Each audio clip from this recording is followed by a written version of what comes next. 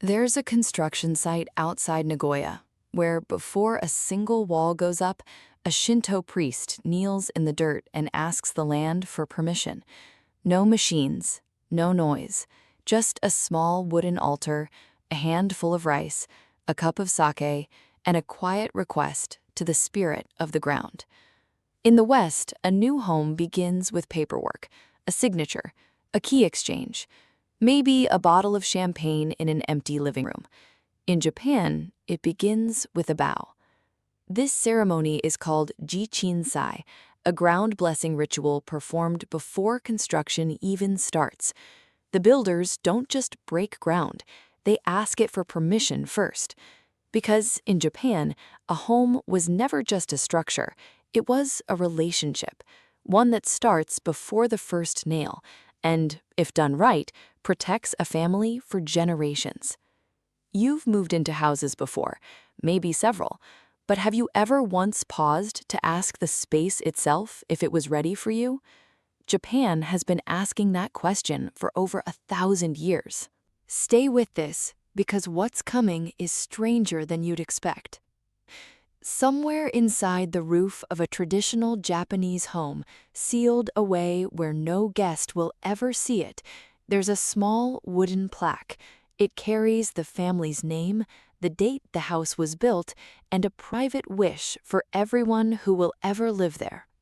Most homeowners in the West have never heard of anything like it.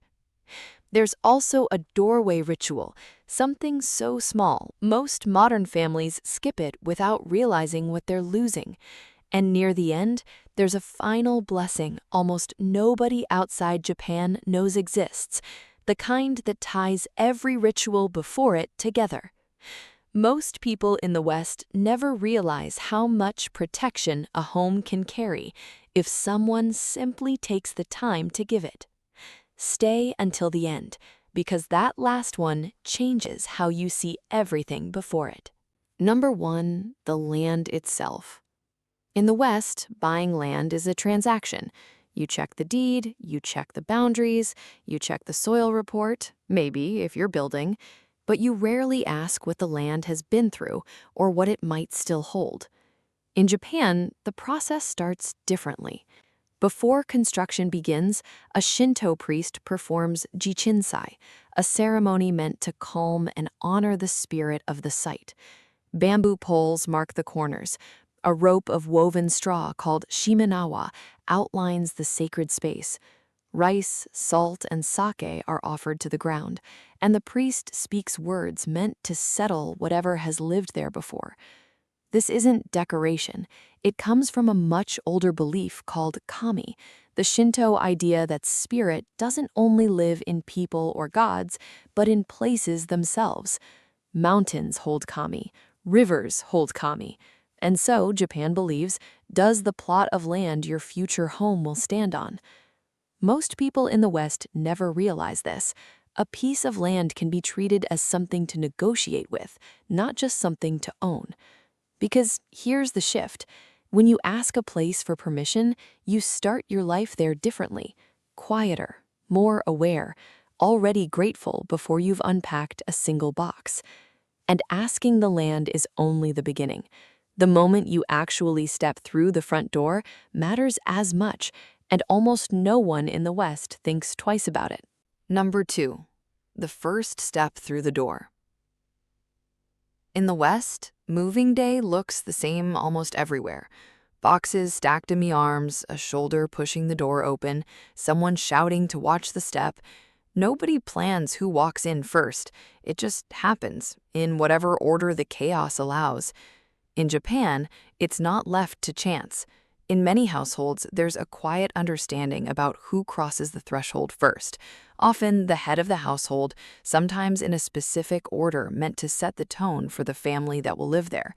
And before anyone steps inside, there's often a pause, a breath, a small moment where nothing happens at all.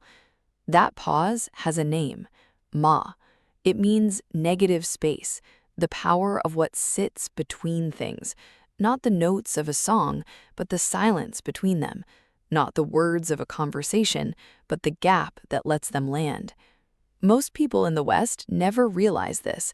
The doorway isn't just an opening, it's a threshold between who you were outside this home and who you're about to become inside it. Skip the pause, and moving in becomes just another task on a list. Take it, and it becomes a beginning. And once you're inside, there's one more thing many families do before they've even set down the first box, something involving salt and the four corners of every room. Number 3. Salt in the corners. In the West, protecting a new home means something practical: an exterminator, a security system, maybe a smoke detector in every room. All of it aimed outward at what might get in. In Japan, there's a much older form of protection, one aimed at something you can't see. Small mounds of salt placed at the four corners of a room or a home, meant to purify the space before life really begins there. Some families do it themselves, others have it done as part of a larger blessing. Either way, the salt isn't there to keep anything out, it's there to clear what's already inside. This comes from a concept called kiyome, purification. Not purification out of fear, but out of care. A way of saying, before we fill this space with our lives, let's make sure it's clean in every sense of the word. Most people in the West never realize this. We spray for pests. Japan clears for spirit. And this is the part that changes everything. A home doesn't just need to be safe, it needs to be settled, cleared of whatever came before, so what comes next can actually take root. But what we're about to cover next, most people in the West have never even considered it. Take a breath here, because what comes next isn't a ritual you do. It's something a builder does for you in a place you'll never think to look.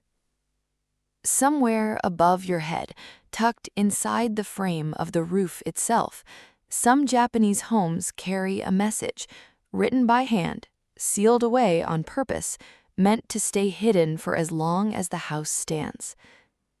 Most people in the West have never even considered that a home could keep a secret meant only for the family who lives there. You're about to find out what it says. Number 4. The message in the roof. In the West, when a house is finished, the paperwork gets filed away in a drawer somewhere. The deed, the inspection report, maybe a warranty booklet nobody reads. None of it is meant to be found by the people who live there. It's meant to be found by a lawyer, if it's ever found at all. In Japan, there is a different kind of document, one written by hand and sealed somewhere no one will see it for decades, sometimes centuries. It's called a munefuda, a wooden plaque placed at the highest ridge beam of the roof during construction, carrying the family's name, the date the house was built, and often a wish for the household's future. Once it's sealed into the frame, it stays there, untouched, unread, waiting. This comes from a belief called kotodama, the idea that words themselves carry spirit and shape the reality around them, not just symbols on wood, living intention built directly into the bones of the house. Most people in the West never realize this.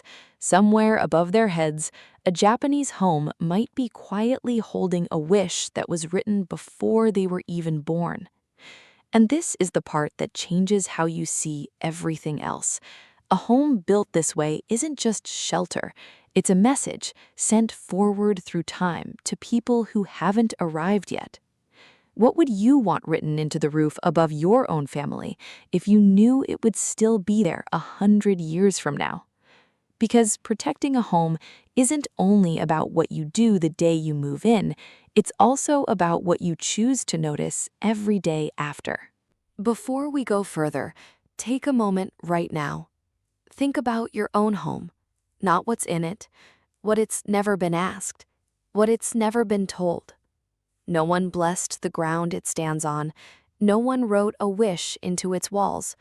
No one paused at the door before walking in. That's not a failure. Most of us were never taught to think this way. The West built its homes for function, not for meaning. But if any of this is landing, even a little, that's worth sitting with, because it means some part of you already senses what Japan has known for centuries. A home isn't just where you live, it's something you can choose to honor. Number 5. The small shelf you'd almost miss. In the West, we decorate our homes for other people.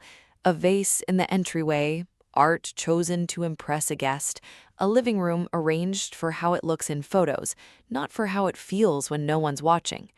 In Japan, many homes hold a small shelf near the ceiling, tucked into a corner most visitors would never notice. It's called a kamidana, a household altar, simple and unassuming. A little rice, a little water, sometimes a small charm from a local shrine. Nothing showy. It isn't there to be seen. It's there to be visited, quietly, by the people who actually live in the house. This connects to Nikon, a Japanese method of self-reflection built around 3 simple questions. What have I received? What have I given? What troubles have I caused?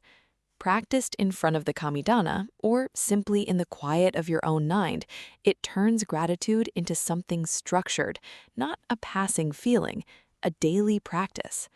Most people in the West never realize this. We fill our homes with things meant to be admired. Japan sets aside a small space meant only for remembering what to be thankful for. And this is the part that changes everything. A home doesn't just need beautiful objects. It needs one honest place where you stop and notice what's already protecting you. Because gratitude is one form of protection, but where a home faces, its rooms, its doorway, its very direction, is another kind entirely. Number 6. Which way your home actually faces.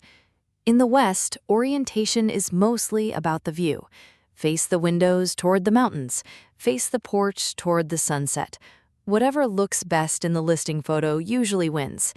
In Japan, there's an older system for this, called kaso, a set of traditional beliefs about how a home's entrance, rooms, and layout should align with the flow of fortune and energy around it. Certain directions are considered more auspicious for a front door. Certain corners are traditionally avoided for a kitchen or a bedroom. It isn't treated as strict law in most modern homes, but the instinct behind it still runs deep. The sense that a house isn't just placed on land, it's arranged in relationship to everything around it. That instinct comes from harmony, not just peace between people, but balance between a family, their home, and the world surrounding it. A well-placed house isn't only about what you see from the window, it's about how everything fits together. Most people in the West never realize this. We ask whether a home has a good view. Japan asks whether a home is in harmony with everything around it. And this is the part that changes how you see everything else. A house angled only for beauty might still feel wrong to live in. A house angled for harmony rarely does. But even the most perfectly placed home means little without the people around it, which is exactly what the next ritual is about. Number 7. The people next door. In the West, meeting new neighbors is often left to chance. Maybe a wave from the driveway, maybe a name learned months later in passing. Plenty of people live beside someone for years without ever really knowing who they are. In Japan, it's traditionally treated as one of the very first things a new household does. Before or just after moving in, it's customary to visit the neighbors directly beside and behind you, offering a small gift. Often something simple, like a set of towels or a box of local sweets, along with a short greeting and a request to get along well together. This comes from a concept called omoyari, anticipatory consideration for others, thinking ahead about what someone else might need or feel before they ever have to ask. Moving in isn't just about the space becoming yours, it's about the people around you not being disrupted by your arrival. Most people in the West never realize this. We protect a home with locks and alarms. Japan protects it by making sure the people closest to it already feel considered. Because a home was never meant to stand alone. It's part of a small, quiet network of people who notice when something's wrong and who are far more likely to if you greeted them with care on day one. And that quiet network matters even more when you think about protecting a home not just once, but for years to come. Save this last one for last, because it changes how you see everything before it. Every ritual so far happens once: the blessing, the threshold, the salt, the plaque, the shelf, the direction, the neighbors, all of it done at the beginning and then left behind. But there's one more practice, quieter than the rest, and almost unknown outside Japan, that isn't about the beginning at all. It's about what a family chooses to do every single year after. Number 8. The ritual most people never even hear about. In the West, protection is treated as a one-time event. You install the alarm system once, you get the inspection once, you bless the move, if you bless anything at all, on the day it happens, and then you move on with your life. In Japan, some families take it further. Every year on the anniversary of the jichinsai ceremony, or the day construction finished, a priest is invited back to bless the home again. Others don't call a priest at all. They simply repeat the smaller rituals themselves: fresh salt in the corners, a quiet moment at the kamidona, a few honest minutes of Nikan reflection on what the home has given them that year and what they've given back.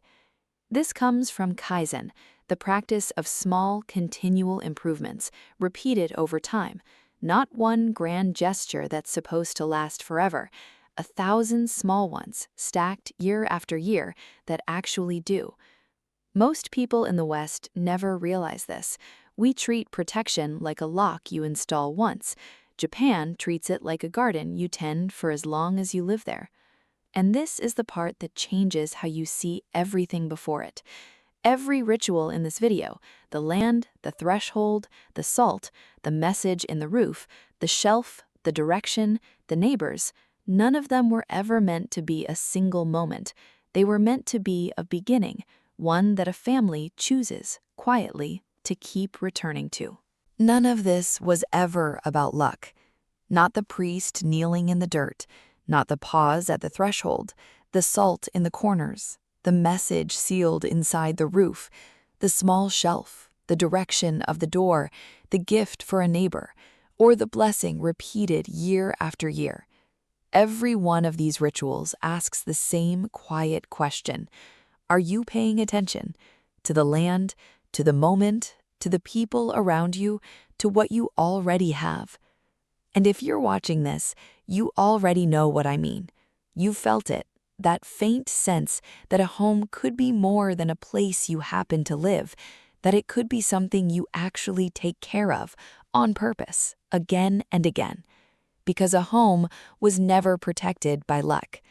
There is a house, maybe outside Nagoya, maybe somewhere much closer to you, that's protected simply because someone decided to keep showing up for it. You don't need a priest to protect your home. You just need to ask it, once and then again every year after. If this gave you even one thing to think about differently, share it with someone who might need to hear it. And subscribe, because every week we go deeper into the quiet wisdom Japan has been living for centuries.